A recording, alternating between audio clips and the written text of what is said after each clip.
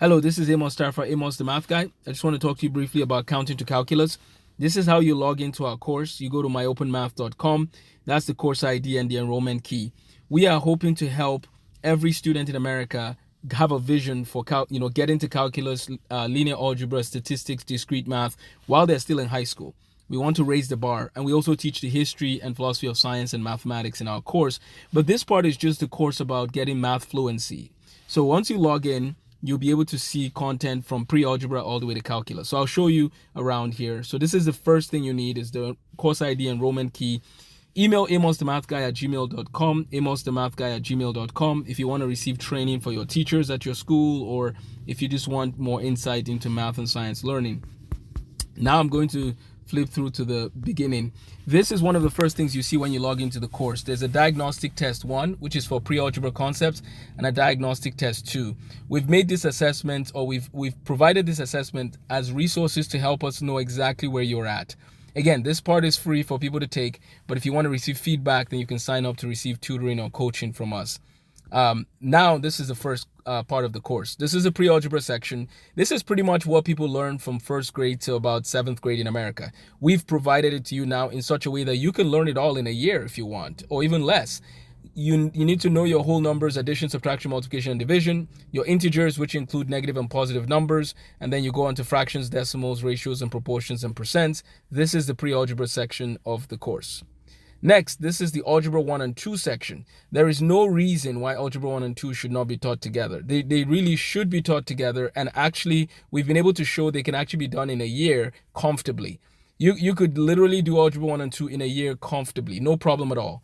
We somehow split them into 2 courses and put geometry in the middle. That really doesn't help the case for students. So we want to encourage every student to take Algebra 1 and 2 together. Learn the fact that equations and inequalities are discussed in the same way in both courses. Polynomials are discussed in both courses. Factoring is discussed in both courses. Rational expressions are discussed in both courses, and so on. You guys see what I'm trying to get at is that sometimes we're repeating the concepts and it's not necessarily leading to mastery. As a matter of fact, it's disjointed, and so we've condensed it to one course. We give students the option to get college credit for the Algebra 2, so please note that you can get college credit for the Algebra 2 course in our Counting to Calculus sequence. Next, pre-calculus. Algebra 2 and pre-calculus are actually pretty similar. So notice here we're starting from chapter 3 from the pre-calculus text we're using. Part of that is because chapter 1 and 2 you would have learned well if you do Algebra 1 and 2 well. So now you go from chapter 3 to chapter 10. This is a pre-calculus section of the course. You basically learn these key concepts in pre-calculus and trigonometry. These are embedded into the same course. After pre-calc, you can take CLEP preparation and take a test as well. So we provide the CLEP prep for pre-calc as well. So you can get college credit for college algebra. You can get college credit for pre-calculus. You can get college credit for calculus 1, calculus 2, as well as statistics and discrete math. So you can get a lot of college credits in our program. And we want you to think again of the bigger picture of math. That's the vision, part of the vision of Counting to Calculus. Now we move to geometry. So you can actually do the geometry and then the pre-calc, or however you want to go about it. This is fine. You can do Algebra 1 and 2 and then pre-calc geometry together. I would recommend that you just do them in the same year. So notice you can do pre-algebra in a year, you can do Algebra 1 and 2 in a year, and then you do pre-calc and geometry in a year. So that means in 3 years, you complete 11 years of math education in America. You can do that in 3 years comfortably.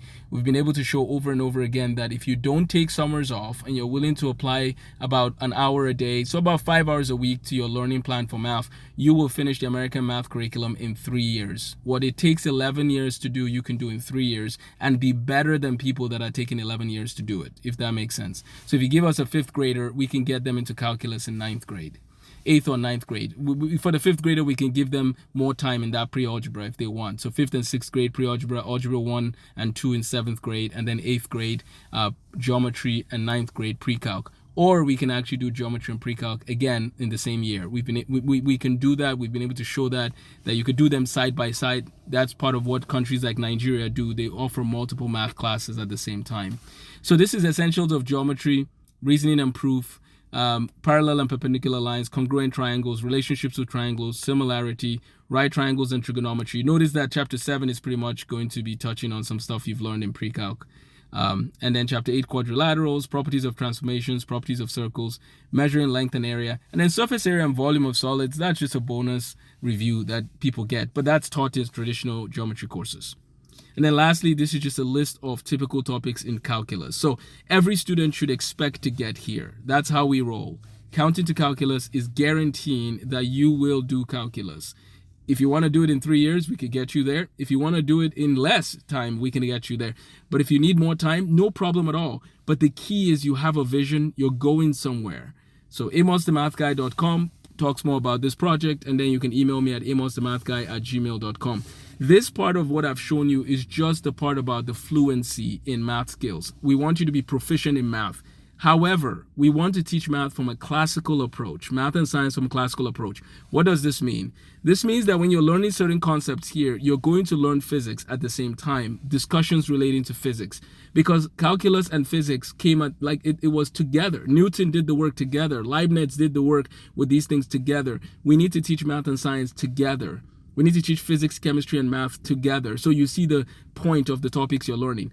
But on top of that, we need to teach who are the people behind these concepts, why did they do what they did, and how could you improve upon some of what they've done. Let's read some of their materials. Euler, Euclid, Newton, Leibniz, Maxwell, Gauss, Faraday, and so on and so forth. So please remember that.